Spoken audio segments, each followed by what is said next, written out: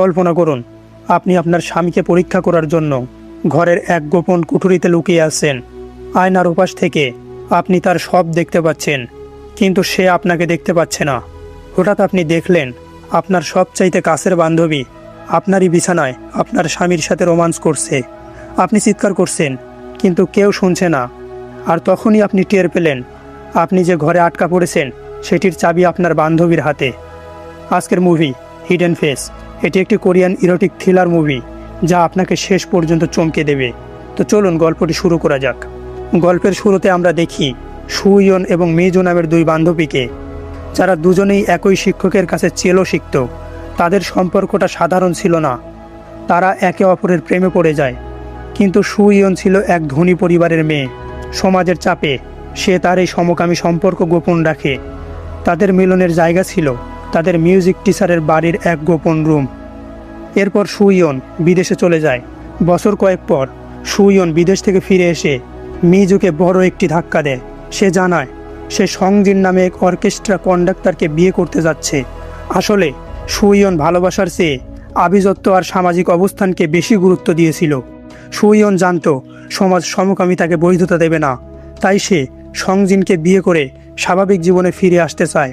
সুইয়নের স্বাভাবিক জীবনে ফিরে আসা মিজু সহ্য করতে পারে না, তাই সুইয়নের কাছ থেকে সে কঠিন প্রতিশোধ নিতে চায়। সুইয়ন বিয়ে করলেও সে খুশি ছিল না। সে সন্দেহ করত তার স্বামী সংজিন হয়তো তাকে ঠিকঠাক মতো ভালোবাসে না। স্বামীকে পরীক্ষা করার জন্য সে এক অদ্ভুত পরিকল্পনা করে। সুইয়ন বিশ্বাস করে পরিকল্পনার সব কিছু মিজুকে খুলে বলে। আসলে সুইয়ন মারাত্মক লেভেলের ধনী ছিল।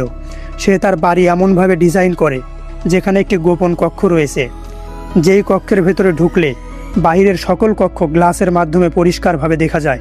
কিন্তু সেই একই গ্লাস দিয়ে বাইরের সকল কক্ষ থেকে ভেতরের কক্ষ দেখা যায় না। বাইরে থেকে বোঝাই যায় না আসলে আয়নার পেছনে একটি কক্ষ রয়েছে। বাইরে থেকে সেই গ্লাসটিকে আয়নার মতো মনে হয়, কিন্তু গোপন কক্ষ থেকে সেই গ্লাসের মাধ্যমে বাইরের সকল কক্ষ দেখা যায়। এমনকি সেই গোপন কক্ষের মধ্যে হাজার শব্দ করলেও বাইরে থেকে শোনা যায় না, এক কথায় সাউন্ড প্রুফ। সুইয়ন পরিকল্পনা করেছিল সে সেই গোপন কক্ষের মধ্যে ঢুকে থাকবে এবং সে সংজিনকে একটি ভিডিও মেসেজ পাঠিয়ে বলবে যে সে তাকে ছেড়ে চলে যাচ্ছে। আসলে সে কোথাও যায়নি, বরং বাড়ির সেই গোপন রুমে লুকিয়ে থাকবে, যেখান থেকে ওয়ান ওয়ে মিরর বা আয়নার মাধ্যমে পুরো বেডরুম দেখবে সুইয়ন। এজন্য সে তার বান্ধবীকে বিশ্বাস করে সব কিছু খুলে বলে এবং সে তার বান্ধবীকে বলে, তুমি আমার স্বামীর সাথে ঘনিষ্ঠ হওয়ার চেষ্টা করবে, আমি দেখতে চাই সে তোমার সাথে কি করে। সুইয়ন ভেবেছিল স্বামী তার জন্য কাঁদবে আর সুইয়ন সেই মজা দেখবে, কিন্তু সে জানতো না তার এই প্ল্যানের মাধ্যমেই তার পরম বন্ধু মিজু তার প্রতিশোধ পূরণ করবে। মিজু সুযোগ বুঝে গোপন রুমের চাবি বদলে দেয়। সুইয়ন এখন আয়নার ওপারে জীবন্ত কবরে আটকা। সুইয়ন যখন ঘরের ভেতর থেকে দেখছে তখন বাইরে নাটকীয় মোড় নেয়। সুইয়ন নিখোঁজ হওয়ার সুযোগে মিজু সরাসরি সংজিনের জীবনে প্রবেশ করে। তারা দুজন শারীরিক সম্পর্কে লিপ্ত হয়। সুইয়ন আয়নার ওপাশ থেকে সব দেখছে, চিৎকার করছে, কাজ পিটাচ্ছে, কিন্তু সব শব্দহীন। মিজু জানতো সুইয়ন ভেতরে আছে। সে ইচ্ছা করে আয়নার সামনে সংজিনের সাথে ঘনিষ্ঠ হতো যাতে সুইয়ন কষ্ট পায়। মিজু তাকে বলে দেয়, তুমি চেয়েছিলে লোক দেখানো সুখী জীবন, এখন থেকে সেই জীবন আমার, আর তুমি সেই অন্ধকার ঘরে পৌঁছে মরো। গল্পের শেষে সংজিন সত্যটা টের পায়। সে যখন দেখে সুইয়ন ভেতরে মুমূর্ষু অবস্থায় আছে, সে তাকে বাঁচাতে যায়। কিন্তু সুইয়ন বেরিয়ে আসার পর গল্পে আসে আসল মোড়। আমরা ভাবি সুইয়ন হয়তো পুলিশকে সব বলবে, কিন্তু সে তা করে না। সুইয়ন মিজুকে ওই একই গোপন রুমে বন্দি করে ফেলে।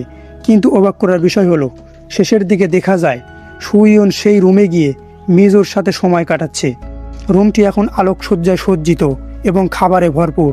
আসলে সুইয়ন শুধু সমাজকে দেখানোর জন্য বিয়ে করেছিল। আসলে সুইয়নের নেশা ছিল সমকামিতা, যার ফলে মিজু এত বড় প্রতারণা করার পরেও সে পুলিশকে জানায়নি। এর মানে কি? আসলে সুইয়ন এবং মিজু দুজনেরই এক অদ্ভুত স্লেভারি বা দাসত্ব করার নেশা ছিল। মিজু মনে মনে সুইয়নের অনুগত্য থাকতে চাইতো। এখন তারা সমাজকে দেখানোর জন্য সংজিনকে মাঝখানে রেখেছে, কিন্তু পর্দার আড়ালে সুইয়ন আর মিজু তাদের এই নিষিদ্ধ সম্পর্কে লিপ্ত। সংজিন এখন সুইয়নের হাতের পুতুল, আর মিজু সেই গোপন রুমে সুইয়নের চিরস্থায়ী বন্দী হয়েও খুশি। তো বন্ধুরা, এই মুভিটি আমাদের দেখায় যে মানুষের মনের অন্ধকার দিক কতটা গভীর হতে পারে। ভালোবাসার চেয়ে কখনো কখনো অধিকার করার নেশা অনেক বেশি ভয়ঙ্কর হয়ে দাঁড়ায়। মুভিটি আপনার কাছে কেমন লেগেছে তা কমেন্ট করে জানান। আর এই ধরনের মুভি এক্সপ্লেনেশন আরও পেতে চ্যানেলটি সাবস্ক্রাইব করে রাখুন। ধন্যবাদ সবাইকে।